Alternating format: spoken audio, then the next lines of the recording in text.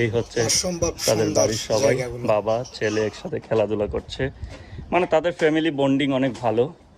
আমি বললাম না, এই ছেলেটা হচ্ছে যে তার ভ্যাকেশনে আসছে। নর্মালি হচ্ছে যে তাদের ইয়াং প্রজন্ম যারা আছে সবাই কিন্তু মানে বাড়ির বাহিরেই থাকে। এখানে একজন আছে বৃদ্ধ মহিলা। হ্যালো হ্যালো, ছোট একটা বাচ্চা দেখুন, এটা মোস্ট প্রবাবলি ওনার নাতি। আর এই হচ্ছে চাইনিজ গ্রাম। আমাকে দেখে অনেকেই হচ্ছে যে ঘর থেকে বের হয়েছে। আমাদের এলাকাতে যদি একজন ফরেনার আসে আমরা কিন্তু অবশ্যই বের হব, তারাও কিন্তু এরকম অনেকেই বের হয়েছে অনেক রেসপেক্টিভ হয়েছে। দেখা যায় আমি ঘরের ভিতরে গেছি, বলতেছে যে তুমি ফল টল খাও, তারপর আমি একটু ফল একটু জুস খাইলাম ওই বাড়িটাতে যেখানে ঢুকছি।